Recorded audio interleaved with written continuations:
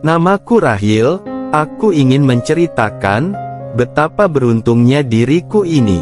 Selain mendapatkan istri yang cantik, aku juga sangat beruntung bisa mendapatkan sesuatu yang demikian itu dengan ibu istriku, yang tak lain adalah mertuaku. Pengalamanku ini memang tak akan pernah kulupakan, hingga sampai kapanpun. Simak selengkapnya.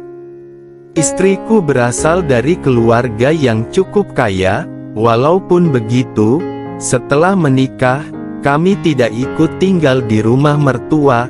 Aku dan istriku lebih memilih untuk hidup mandiri. Istriku memiliki seorang adik yang masih duduk di bangku sekolah dasar. Perbedaan usia istriku dan adiknya mungkin karena kesibukan pekerjaan ayah mertuaku sebagai agen travel ke luar negeri, yang membuat mereka baru bisa memiliki anak kedua setelah beberapa tahun. Suatu hari, karena tak ada orang laki-laki di rumah mertuaku, lagi pula, anaknya yang paling bungsu, biar ada yang antar dan jemput sekolah, maupun kegiatan lainnya. Dan mereka pun memintaku untuk menjadi sopir pribadi. Tentu saja, aku tidak menolak tawaran ini, dan bisa menjadi kesempatan untuk membantu mereka, sekaligus untuk mendapatkan sedikit penghasilan tambahan. Ibu mertuaku yang sering berada di rumah ternyata, ia sangat suka mengobrol. Aku jadi semakin sering berbincang dengannya. Mertuaku bernama Amara, dan berumur sekitar 50 tahunan. Ia adalah wanita yang sangat pandai menjaga penampilannya, dan tak pelak, entah kenapa, sesekali timbul gejolakan dalam hatiku, saat dekat dengannya. Dan jika di rumah, ia selalu dengan dasternya, yang membuat gejolakan itu semakin nyata saat melihatnya. Namun, aku tahu, sebagai seorang menantu, aku harus sangat berhati-hati. Aku tak ingin membuat situasi menjadi canggung, ataupun membahayakan pernikahanku. Hari demi hari, aku merasa semakin terkagum dengan sosok ibu mertuaku itu. Walaupun aku tidak pernah menunjukkan ketertarikanku secara langsung, perasaan itu semakin menguat saat kami sedang berbincang. Terkadang, pikiranku melayang sendiri, dan aku membayangkan, jika ada kesempatan untuk lebih jauh lagi dengannya. Namun, aku sadar, bahwa aku harus menjaga sikap dengan mertuaku. Meskipun demikian, keakrabanku dengannya, semakin begitu akrab. Di balik sikap hati-hati, ada rasa kagum yang sulit kuartikan. Setiap kali selesai mengantar adik istriku ke sekolah, aku sering mengobrol dengan ibu. Kadang, kami membahas topik ringan, tak jarang juga, hingga topik yang lebih serius. Aku merasa, keakraban kami baik-baik saja, meskipun ada perasaan lain yang sulit untuk aku ungkapkan. Malam itu, setelah mengantar istriku, aku disuruh ke rumah mertuaku sebentar oleh ibu. Sesampainya di sana, kebetulan, ayah mertuaku ada di rumah. Kami pun berbincang santai tentang berbagai hal. Nak Rahil, minggu depan, ayah harus pergi ke luar negeri untuk urusan kerjaan, ucap ayah mertuaku. Wah, semoga berhasil, dan semakin berkembang usahanya ya, sahutku. Tapi masalahnya, ayah di sana kan selama 2 minggu, jadi gak ada orang di rumah. Untuk kawani ibu dan adikmu, ayah gak tega ninggalin mereka, apalagi kalau sudah malam, jelas ayah. Hari itu, ayah mertuaku menyuruhku untuk tinggal sementara di rumahnya, sampai beliau pulang dari luar negeri. Dengan senang hati, aku mengiyakan permintaan tersebut. Malam itu, sesampainya aku di rumah, aku bilang pada istriku, bahwa aku harus menginap mungkin selama 1 minggu di rumah kedua orang tuanya. Aku jelaskan semuanya pada istriku, akan tetapi, yang membuatku merasa beruntung adalah, ternyata, istriku juga ada perintah dari tempat kerjanya, untuk keluar kota selama 5 hari. Wah, kebetulan sekali Mas, serunya. Kebetulan bagaimana sih? Tanyaku heran. Kamu kan sendiri di rumah ini, ucap istriku, semakin membuatku bingung. Gini loh Mas, aku juga harus keluar kota, karena dapat tugas dari kantor, ungkapnya. Apakah ini yang dinamakan, pucuk dicinta ulam pun tiba, gumamku dalam hati. Malam itu pun, aku mulai memikirkan rencana yang sangat aneh. Seperti, ide untuk mengintai ibu yang sedang bersih-bersih, atau saat ia istirahat pulas di ruangannya. Inilah kesempatanku, pikirku, aku tidak akan menyia-nyiakan kesempatan itu. Aku sangat berharap, agar dapat kesempatan seluas-luasnya dengannya. Membayangkan itu, aku jadi ingin segera bekerja menafkahi batin istriku. Aku sampaikan alasanku padanya, jika saat itu, kami harus bekerja dengan penuh semangat, karena istriku akan pergi selama seminggu. Istriku pun hanya tersenyum, dan menyambutnya dengan penuh sukacita. Minggu malam, jam menunjukkan pukul 10:30 malam. Aku tiba di pekarangan rumah mertuaku. Suasana di rumah terlihat sunyi, hanya terdengar suara gonggongan anjing yang memecah kesunyian. Aku langsung masuk, dan merapatkan lagi pintu gerbang rumahnya itu. Aku pun mengetuk pintu rumahnya, dalam sekejap, aku dengar suara ibu menyahut, dan kemudian, pintu pun terbuka. Saat itu, ibu hanya ada sebuah handuk, mungkin ia baru siap bersih-bersih. Silakan masuk nak, ucap ibu, dengan senyuman kecil. Aku pun beranjak ke dalam, dan saat itu, aroma harum sabun begitu menyeruak. Saat ibu mengunci pintu rumahnya, aku pun menolehnya dari arah belakang. Malam itu pun menjadikan saat itu, perasaanku semakin tidak menentu. Maaf ya nak, kamu tadi lama nungguin di luar, ibu lagi bersih-bersih, ucapnya sambil berlalu. Gak apa-apa kok bu, gak jadi masalah, sahutku. Ya udah, ibu mau rapi-rapi dulu ya, ucapnya lagi. Saat ia beranjak pergi, fokusku tidak hilang darinya, karena aku begitu penasaran dengan semua itu, karena hanya ada handuk itu saja yang ia bawa. Aku pun duduk sambil bermain HP di ruang tamu. Tidak lama kemudian, ibu pun terlihat, tetapi ia tidak langsung menemuiku. Dia terus melangkah ke dapur, dan tidak berselang lama, ibu mertuaku pun datang ke ruang tamu, dengan 2 gelas teh hangat di tangannya. Saat itu, ia mengenakan daster merah muda, dengan leher lebar, dan dengan rambutnya yang terlihat anggun, sehingga timbul bayangan-bayangan yang indah di mataku. Saat ia meletakkan teh tersebut di atas meja, sehingga dia tidak hanya menyuguhkan teh saja, tetapi sekaligus menyuguhkan pemandangan panorama alam yang begitu indah di mataku. Silakan diminum nak tehnya, ucapnya, sambil duduk berhadapan.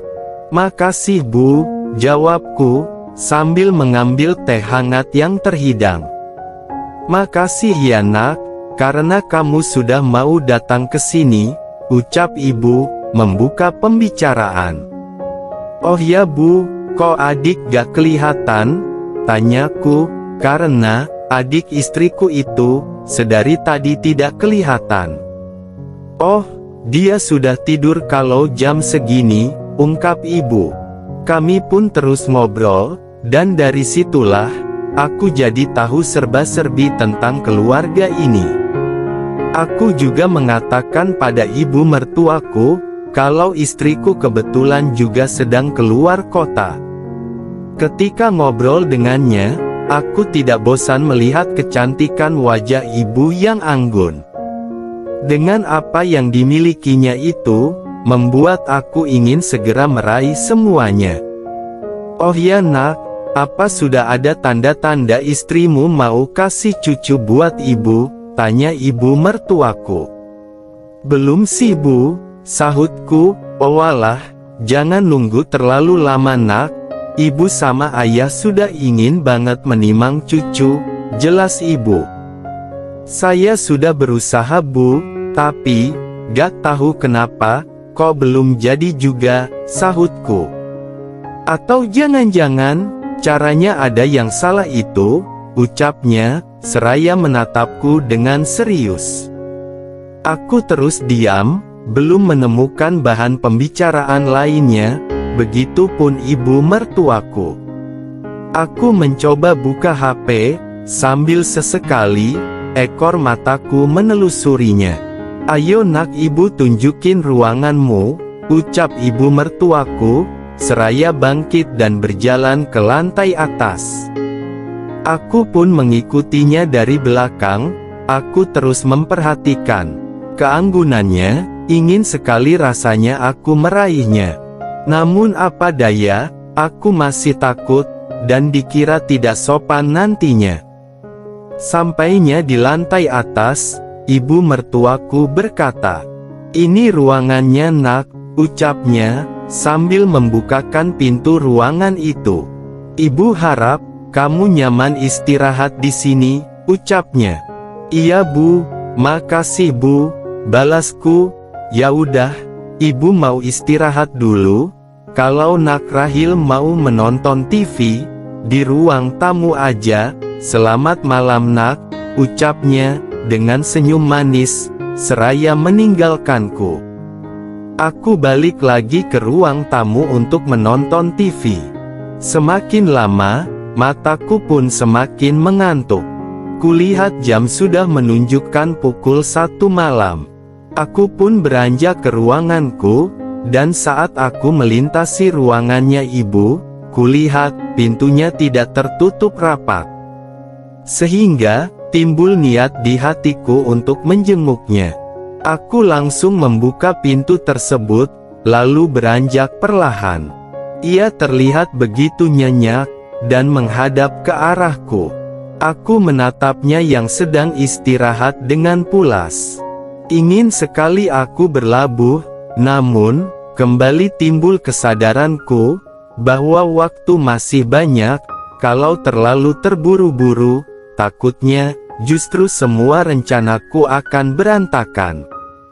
Kemudian, aku beranjak dari ruangannya, dan menutup pintu tersebut dengan rapat, dan aku langsung menuju ke ruanganku. Sebelum memejamkan mata, aku sempat membayangkan pemandangan tadi itu. Akhirnya, beberapa menit kemudian, aku pun tertidur. Tak terasa, tiba-tiba, pintu kamarku terdengar diketuk. Saat kulihat jam, rupanya sudah pagi. Aku langsung bangun dan cuci muka, lalu turun ke lantai bawah. Ternyata, ibu mertuaku sudah menungguku di ruang tamu, dengan 2 cangkir teh dan kue yang dihidangkan di meja. Singkatnya, di malam kedua aku nginap di sana. Seperti biasa, aku langsung menutup dan kunci gerbang rumahnya itu.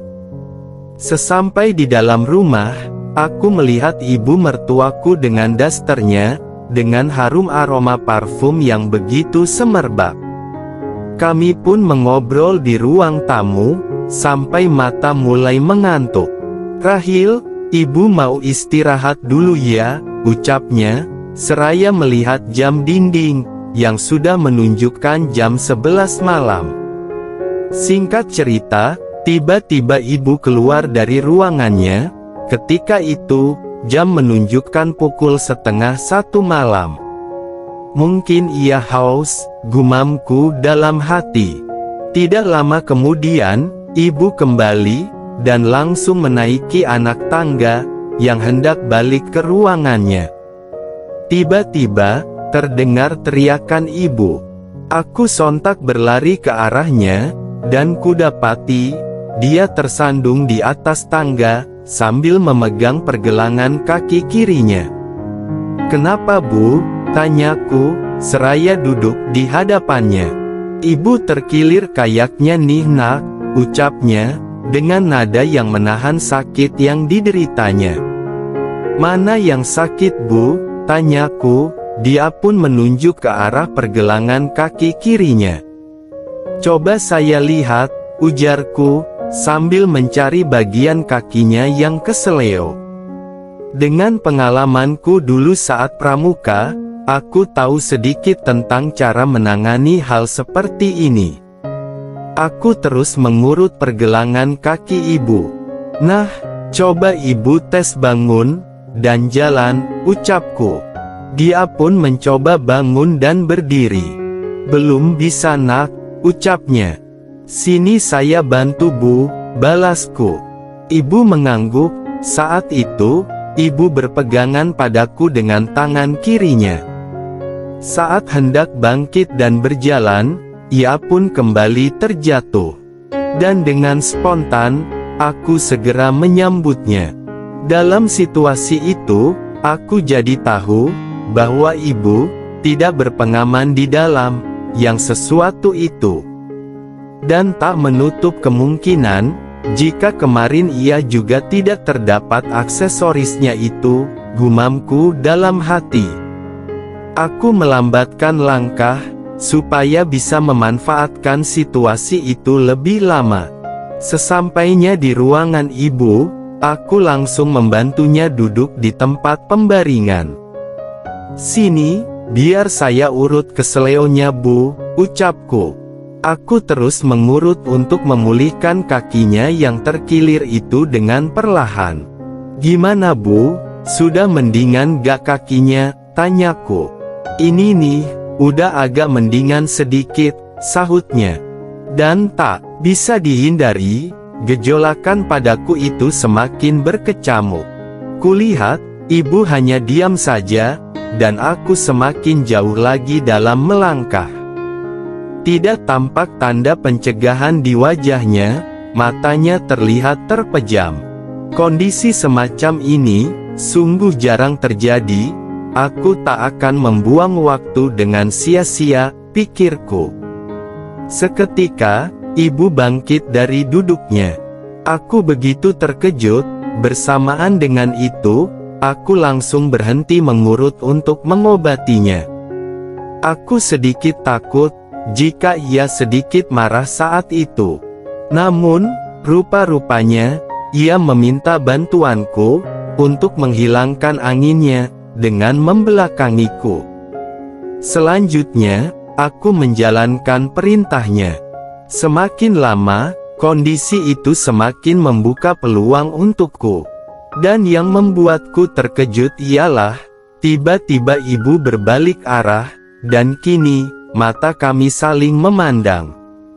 Tentu saja, aku tidak menyia-nyiakan kesempatan itu. Aku pun segera memulai mengobati anginnya. Ternyata, ibu pun menyambutnya dengan baik. Suasana menjadi hening sejenak, dan entah siapa yang memulai perkenalan itu duluan. Tahu-tahu, kami sudah saling sambut menyambut akan salam perkenalan tersebut. Aku sungguh bahagia sekali saat itu, karena akhirnya, aku berhasil menggapai cita dengan seorang wanita yang telah lama menjadi idolaku.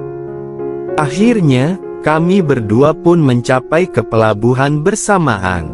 Aku begitu letih setelah perjalanan itu, begitu juga dengan ibu. Terlihat pancaran kebahagiaan di wajahnya.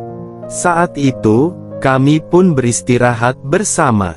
Menjelang matahari terbit, aku pun terjaga dengan semangat baru.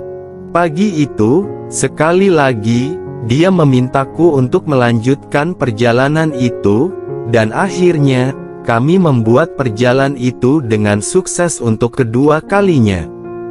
Berawal dari situ, kami pun semakin akrab, bahkan, sejak istri dan ayah mertuaku belum pulang, kami sudah selayaknya pasutri. Namun, kami juga berhati-hati, karena ada anak ibu mertuaku yang paling bungsu di rumah. Dan sejak saat itu pula, gerbang untuk melakukan perjalanan dengan ibu sudah kucapai. Hingga saat ini, rahasia tersebut tertutup dengan rapatnya. Dan sesekali, jika ada waktu dan kondisi yang mendukung, kami pun tak segan untuk menempuh perjalanan jauh itu bersama.